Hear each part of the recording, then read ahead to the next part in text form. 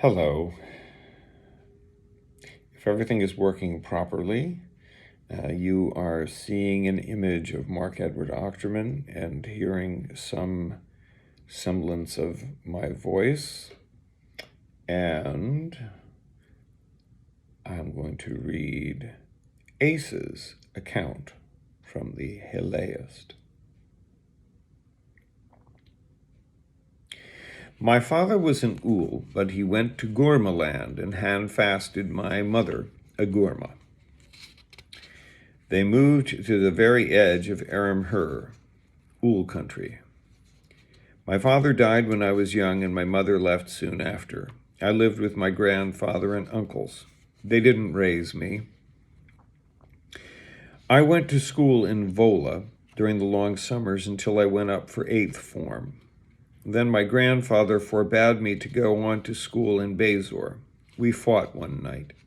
Pretty much it was him throwing me to the floor. My leg broke in the fall, but I didn't know it was broken. I just knew it hurt. I left my grandfather's house, but he didn't come after me because where was I going to go? I usually would walk in the forest, but I heard a bear on the path I would take, so I went the other way toward the mine, which was closed. Most nights, no one would be there. But that night, the mine supervisor, Tosk, was there, and he offered to take me downriver with him, so I went.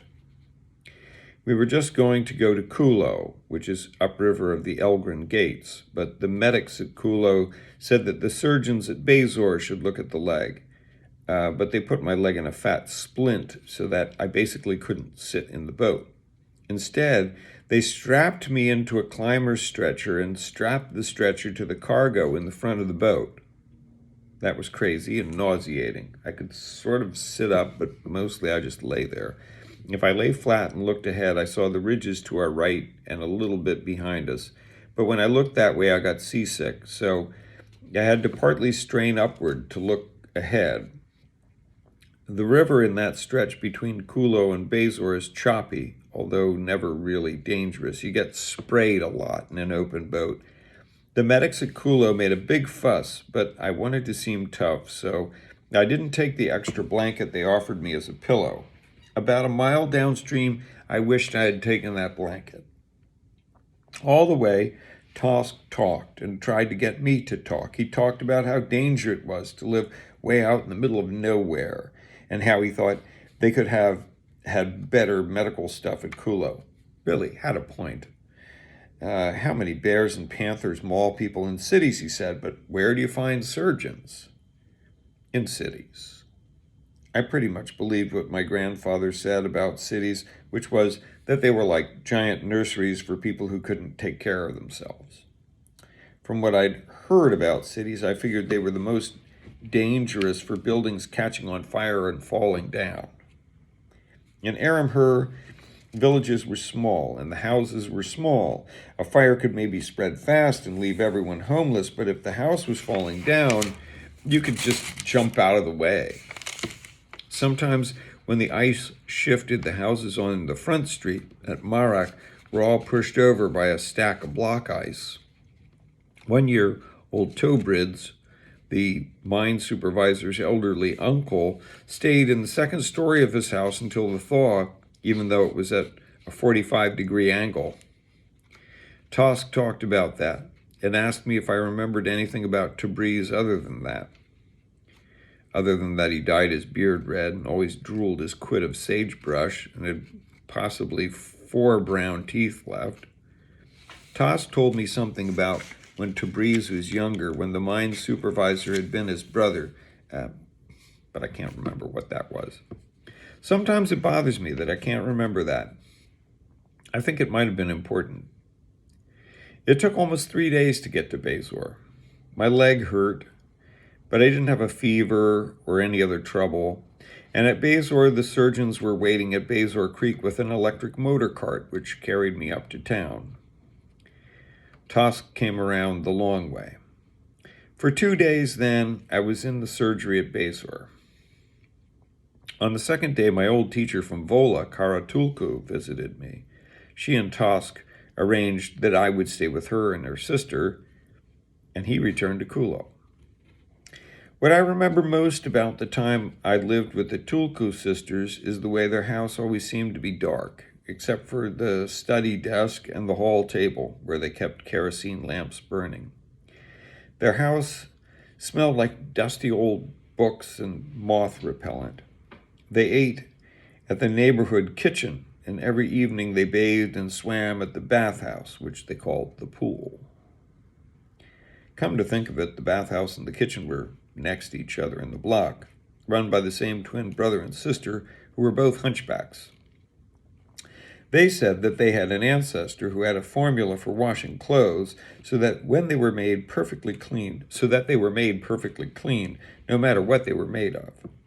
The emperor one day was traveling in that town, and they washed some of the clothes of the emperor's company. The emperor called the launderers to him and asked them how they made the clothes so clean.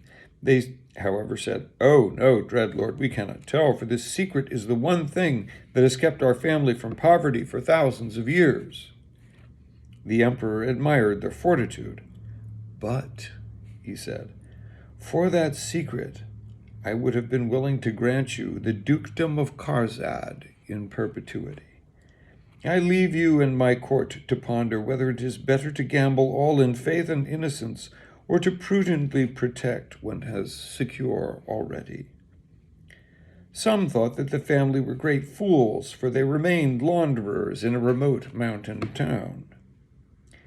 The dukes of Karzad, the greatest of the princes of the coast of Ea, have no rivals for splendor. Their palaces are the pleasure grounds of their people and a thorough demonstration of the wealth and prestige of the Karzad lands.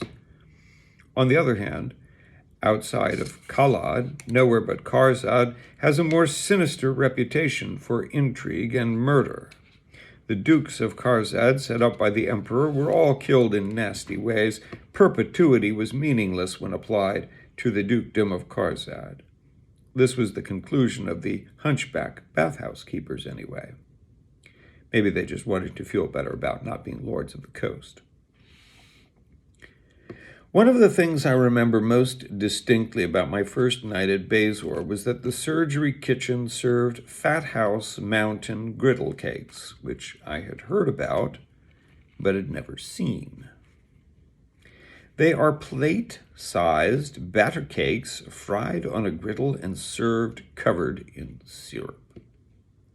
Syrup in Marek was usually a kind of gummy stuff made from spruce boughs, I think, or birches. I never liked it. So they had to kind of convince me that the pancakes would be good with maple syrup. There are no maple trees in Aram-Hur that I had ever heard of. They grow in Karzad, and that's where the maple syrup came from that time in Bazor. That's what the surgeons told me anyway. I have no reason to doubt them, not because surgeons are especially trustworthy, more that they have nothing to gain from telling me something other than the fact. And they did seem to be in possession of the facts. I found soon after I started living in Bazor that all sorts of things you wouldn't expect to find out in the middle of nowhere were to be had in this remote town. What I had not known as a boy was that Fat House Mountain was not just the name of a kind of pancake I had never tasted. It was the name of a kind of mountain inn on the grandest of scales, the sort of place which in the old days the emperor would have built for his own enjoyment. Now we have kings who are little more than large-scale public servants, not much more grand than the regional minister of fitness, health, and nutrition. Incidentally, I met the Aram-Hur minister of fitness, health, and nutrition, Lord Weirnathim, although at the time it didn't really mean anything to me.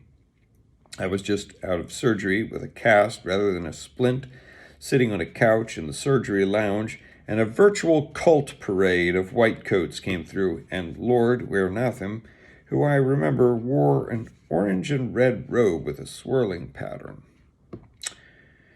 She was kind of unconventional. I didn't know that at the time. I just figured all Lord's minister wore robes like that.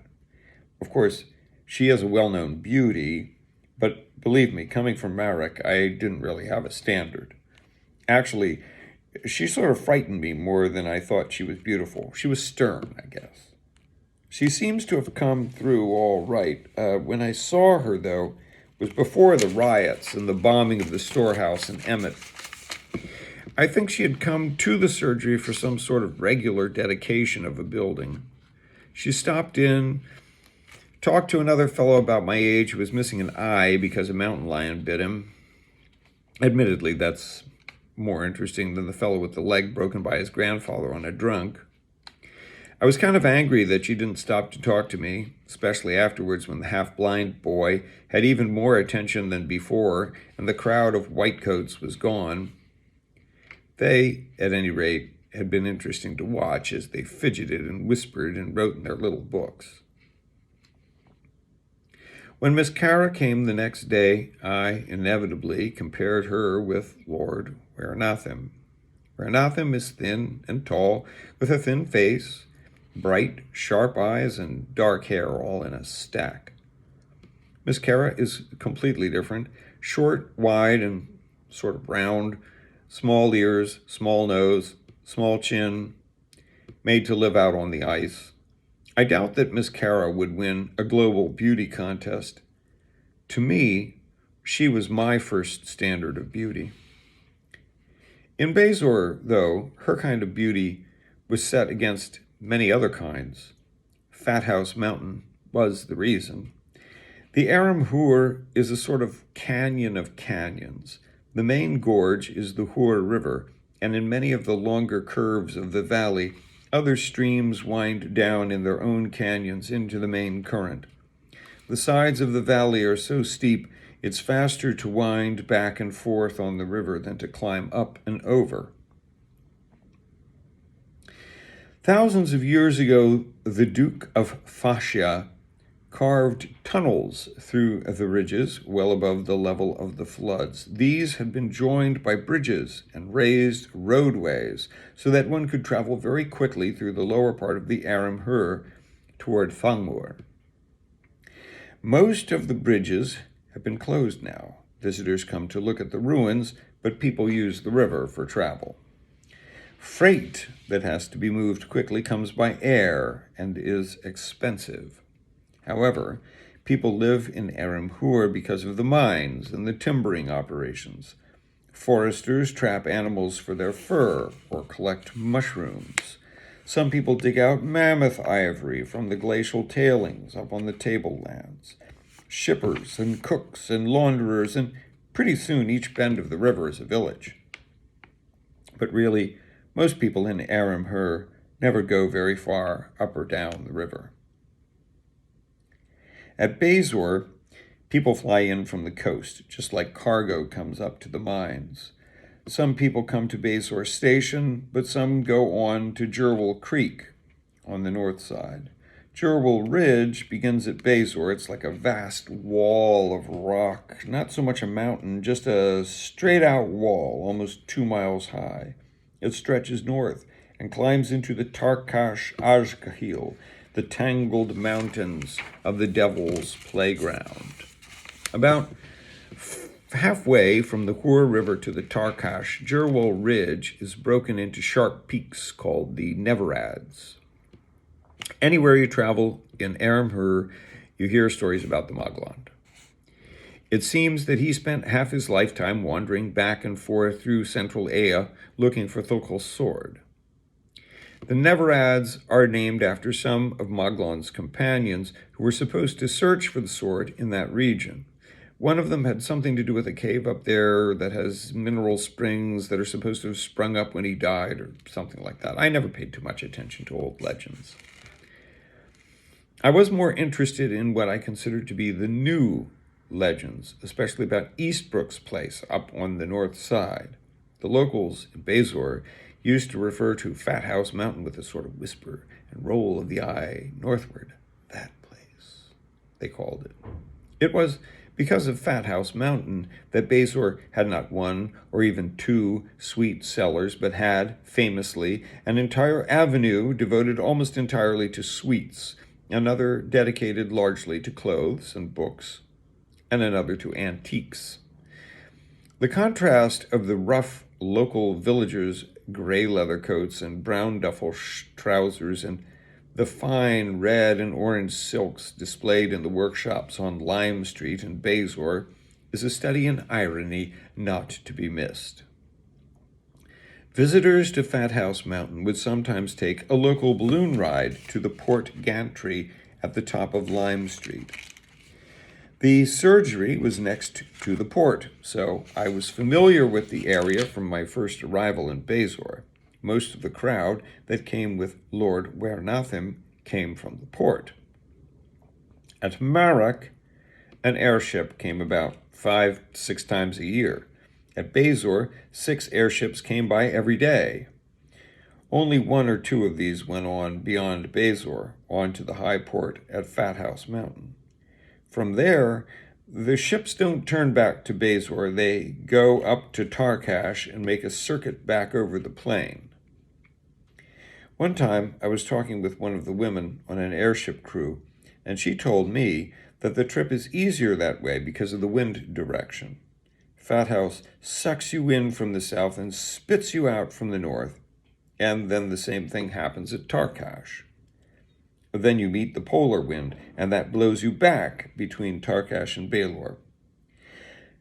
None of this meant much to me, but I traveled the route later, and when you ride it, it makes perfect sense. It's a smooth flight with beautiful views in every direction. They never fly it in a storm, but the storm seasons are less than half the year and are maybe 6 weeks long and months apart. No one wants to travel during a storm on the ice, but everyone here knows not to. We just wait it out. Up at Fat House, they love to be snowed in. Fat House, of course, has a huge staff. It's one of Eastbrook's places, and even in Marak, we know about Eastbrook. No one I knew, except maybe Tosk, had ever seen an Eastbrook show, but probably anywhere you go in the world, when people say Eastbrook show, they mean something of extravagantly high quality. Local folks around Bazor call this glamour or fakery. A local farm wife was immune to desire for the silks of Lime Street on most days. However, almost any household here had feast day clothes tucked away in a trunk somewhere, and the usual contrast between the Fat House visitors and the locals disappeared on high evens or candling. I lived in Bazor for about 5 years, mostly with the Tulku sisters, although one winter I lived with Tosk, inventorying a warehouse in the lower town and taking classes down in that neighborhood. We had only 15 days of class the whole season, between storms and holy days. I could not believe how many holy days they have in Bazor. In the summer, they have marches with banners and all sorts of displays on carts that go all around the city, and boats form pontoon bridges over the river for the walkers to cross. Each day is supposed to be a different story or a different god, but to me, the main thing was always that from one end of the city to the other, the food was all for the taking, and it was all wonderful. The Burden was the name of their house. It had been their family's house for at least 7 generations, what they call a full turn of the wheel. It was a really old-style house, so it might have been even older. It was made of brick, with a slate roof and slate trim. It looked as though 4 cube-shaped houses, each with a chimney in one corner, were pressed together so that the chimneys fused, but not quite. Then, beyond that form, there was a walkway above the roof, all around the house, and the stair that led to this walkway deck was between the chimneys that formed a kind of pillar at the middle of the house. They also had a porch running all around the house with a deep roof. Even in the rains, you could sit outside and stay dry, and it was all closed in with fine cloth to keep midges out. The Tulku sisters kept a garden at their house. They grew a lot of food. Some they put up in jars, some they gave to neighbors. When they needed to cook anything, They went down the lane to the community kitchen. The Burden had a fine, large kitchen, but the Tulkus used it as a kind of drawing room. Beside the house were rose bushes their grandmother had trained up like trees. In the winter, they covered them with straw mats. In the thaw, we would pull the rotting mats away to discover spider egg clutches, cocoons, and remains of mice nests, and all of this went into the midden. There was a wall that separated the Burden from the next household on the lane. It ran at an angle out away from the house, and at the far end of it was a brick shed. It looked just like the house, except small. It even had chimneys and a porch, and a little walkway up above with a drawbridge that used to go to a tree house, but the tree had been struck by lightning and then cut down, so the drawbridge was always pulled up. The Tulkus gave me a small room at the center of the house, between the chimneys and beneath the stair leading up to the walkway. It was very snug, with a window high up in the wall and another down at the floor, so it always seemed like you were spying when you looked out. When I came down from Marek with Tosk, I literally had only what I was wearing, not even a knife or a handkerchief, only the message I had from Miss Kara.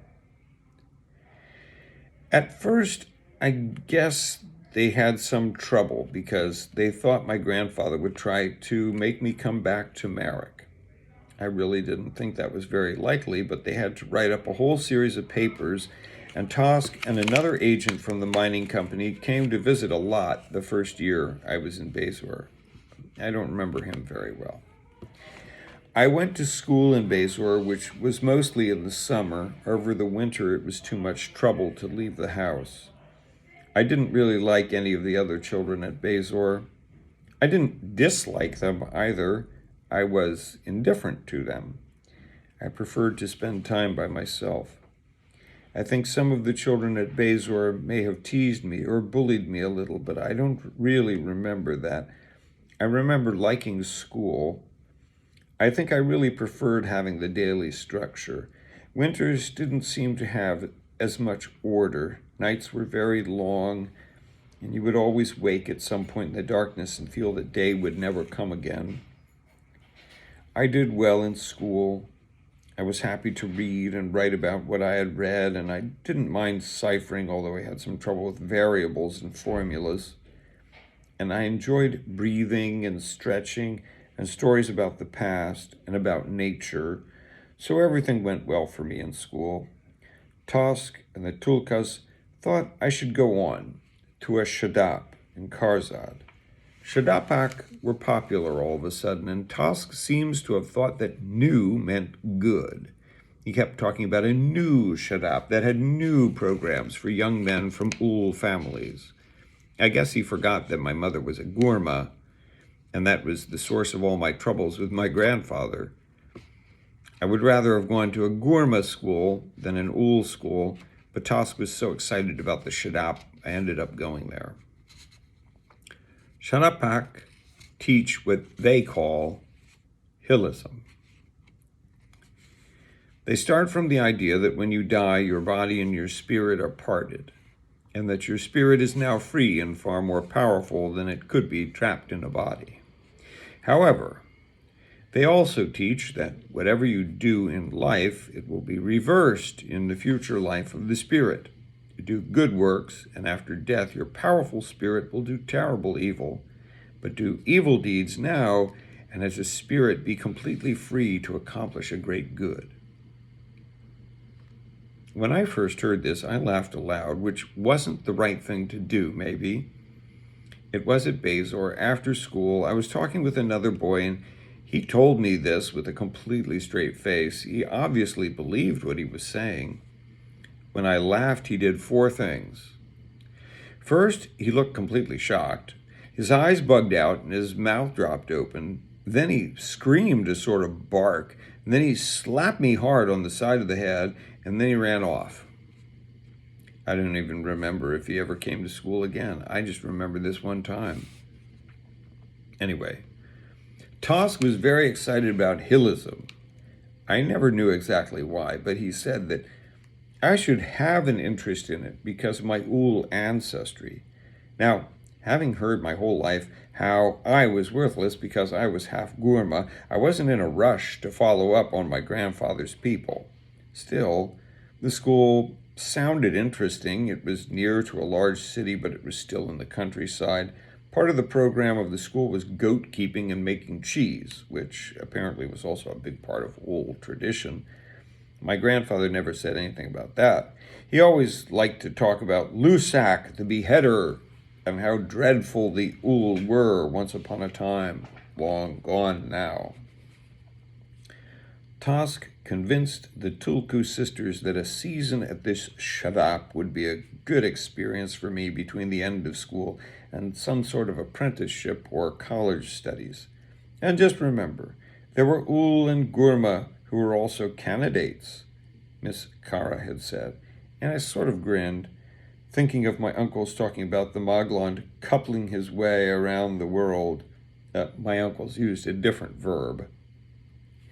So I left Bazor, and the Tulkus thought that it would be nice for me to take the airship run. Tosk said that he thought I would have a better appreciation for my own country if I went by boat some thousands of miles, at least a month travel. The Tulkus countered that good airship weather meant good views all around, and that I would see far more of the country by airship, since we would go north almost to Old Thangor and then back around the Tarkash. I was only 15, but I felt I was ready to go to Karzad all on my own. There was some talk of all three of them accompanying me, but Tosk could not take the time out from his schedules, and the Tulkus decided that I should make this trip without old hens brooding. So, in the middle of the summer,